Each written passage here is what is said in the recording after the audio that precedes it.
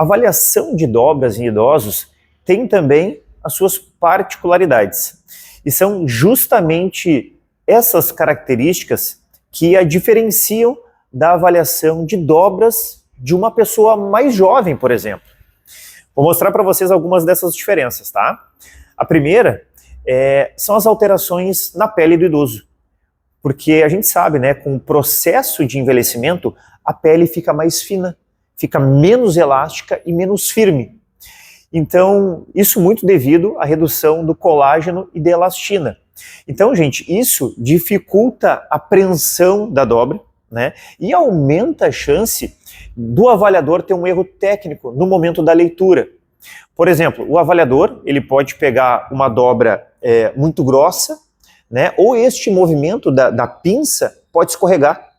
E isso tudo ainda pode gerar desconforto no aluno se o avaliador não tiver cuidado. A segunda característica é a redistribuição da gordura corporal, porque com a idade a gente sabe também que é um aumento da gordura visceral, aquela que está ao redor dos órgãos, e uma redução proporcional da gordura subcutânea, comparada com a visceral. Então, isso significa que as dobras cutâneas, elas podem subestimar a gordura total, né? Porque uma parte importante dela não está mais sob a pele. A terceira particularidade é a perda de massa muscular, que inclusive ela pode coexistir com o aumento da gordura, o que caracteriza uma doença chamada de obesidade sarcopênica. E é por essas e outras, né, que as dobras devem ser interpretadas em conjunto com circunferências, com os testes funcionais e nunca de maneira isolada. A quarta característica são as possíveis limitações físicas dos idosos. Porque nesse caso, gente, tem alguns idosos que podem ter dor articular, rigidez ou dificuldade de postura. E isso vai dificultar a coleta, né, das dobras em pontos específicos. Então o avaliador ele precisa adaptar a posição ou então priorizar as dobras que são mais acessíveis, tá? A quinta característica é o aspecto psicológico, tá? Isso porque muitos idosos eles podem se sentir inseguros ou até constrangidos em expor partes do corpo. E isso também dificulta muito o nosso trabalho como avaliador. Então, muitas dessas questões, elas se tornam por muitas vezes empecilhos, né? Para que o personal não faça esse tipo de avaliação nos idosos. E somado a isso, ainda tem o fato do personal precisar ter um aparelho específico, que é um plicômetro, né? E isso, obviamente, tem um custo de investimento. Fora isso, ele precisa também de treinamento. Afinal, para a gente ser mais preciso, a gente precisa praticar. Então, gente, pratiquem o que vocês puderem. Peguem amigos, familiares, é muito importante, né? Para ter uma boa técnica. A boa técnica vem de muito treinamento, tá? Tem muito personal, aliás, que não faz avaliação porque na faculdade fez uma ou duas aulas práticas, na verdade, e não se sente seguro para fazer. Então, tem que treinar. Bom, e já que eu estou falando em treinar, eu quero mostrar para vocês agora os principais cuidados que a gente deve ter quando vai fazer uma avaliação de dobras. Porque é a partir desses cuidados que a gente vai diminuir as chances de erro na avaliação. E esses cuidados que eu vou trazer agora servem para todas as dobras que a gente for medir, tá? Então fiquem bem atentos a isso. Primeiro, gente, o primeiro cuidado é em relação às roupas adequadas para a avaliação. Vou dizer para vocês que, antes de mais nada, é fundamental que vocês orientem os alunos quanto às vestimentas adequadas, tá? E quais seriam essas vestimentas? Uma roupa leve, gente, uma roupa leve. De preferência, uma bermuda e uma camiseta. Até porque não adianta vocês falarem para os idosos que eles precisam vir para avaliação de sunga e biquíni. porque assim vocês vão até espantar os alunos da avaliação de vocês. Então, uma roupa em que vocês consigam acessar as dobras já é o suficiente, tá?